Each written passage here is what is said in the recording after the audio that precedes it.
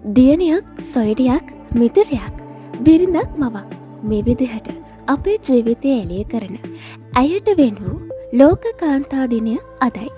අපේ සුබක නාලිකාවෙන් අපේම මිතුරියන්ට සුබම සුබ කාන්තා දිනයක් වේවා කියලා අපි සුබ පතනවා. මේ කාන්තා දිනය වෙනුවෙන් ආණ්ඩුවෙන් තීරණයක්. බස් දුම්රිය සුක්කානම කාන්තා දෑතට.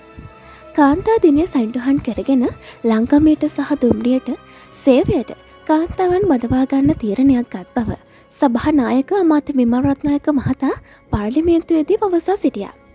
තවද පාසල් බස් රථ කාන්තාවන්ට බාර දීමේ අදහසක් පවතින බවද අමාත්‍යවරයා ප්‍රකාශ කරනවා. දුම්රිය ප්‍රමාද වීම හා අවලංගු කිරීම වළක්වා එම ප්‍රවාහන සේවයට නැවත අභිමානයක් ගෙන ඒමට කටයුතු සැලසුම් කර ඇති බවද දුම්රිය හරස් මාර්ග ගේට්ටුවල පවතින අඩුපාඩු ලබන මාස වන විට සම්පූර්ණ කිරීමට තීරණය කළ බවද අමාත්‍යවරයා පවසනවා. එහිදී වැඩිදුරටත් අදහස් දැක්වූ අමාත්‍යවරයා හෙටට යෙදෙන කාන්තා දිනය එනම් අද දිනේදී මෙම සමරීමට සූදානම් කාන්තා දිනය නිමිත්තෙන් අපේ අමාත්‍යංශය තීරණය කළ තියෙනවා ලංකා ගමනාගමන මණ්ඩලයටත් ඒ වගේම දුම්රිය සේවයටත් කාන්තාවන් බදවා ගන්න. බස් රථ රියදුරුවරියන්, පයිලට්ලා, ගාඩ්ලා හැටියට සේවය කරන කාන්තාවන් තව ටික දවසකින් බලා ගන්න පුළුවන් වේවි. හෙටට යෙදෙන කාන්තා දිනය වෙනුවෙන් මේ තීරණය ගත්තා.